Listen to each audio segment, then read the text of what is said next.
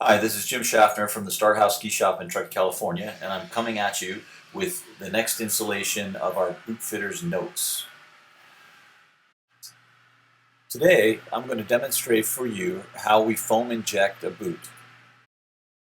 I have Alexis up on the bench, and the reason why we're doing a foam liner for Alexis is she has a Nordica Doberman in a World Cup last that the liner has worn out and she's starting to get some movement.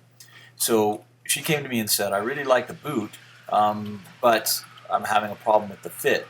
So we kind of looked at it and said, all right, the best solution that we can use here is to inject a foam liner to shore the fit up and to allow her to get the full use out of the shell that she already owns. So after making that choice, I'm getting Alexis all set up here for foaming. The key thing when you do foam for a customer is to make sure all the prep work is done.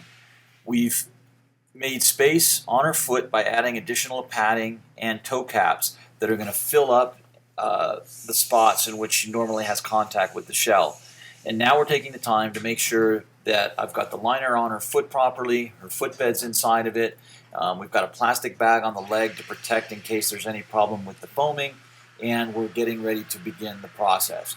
But one of the key things when you have this done is to make sure the technician doing it is following all those steps on the preparation side. We chose for Alexis a liner that has foam injection in the body of the liner as well as the tongue.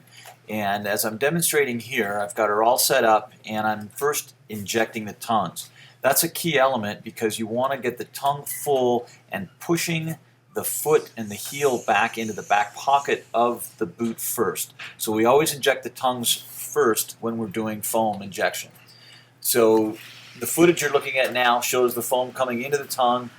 Alexis is positioned, and I'm trapping the foam at the end of the process to make sure that her tongue fills up full and does a great job of holding the heel down and back. After we completed the process of the tongue, we now move on to the body of the liner.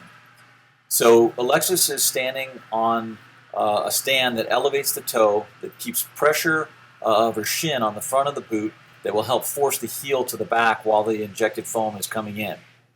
At this point, we mix the foam and they get shaken up for the prescribed amount of time to get the catalyst and the hardener to kick, and they're attached to the hoses which then allow the foam to flow into the boot. So as you can see in the video, the bottle's on and the foam is flowing. At this point, I've got Alexis pulling down and applying pressure through the bottom of her foot so that the foam does not get up underneath the footbed, and we follow a similar process that we did with the tongue. After both boots are injected and the foam has had time to harden up a bit, we remove the skier from the liner and start to do the cleanup so that she's ready to go back in and see how we did.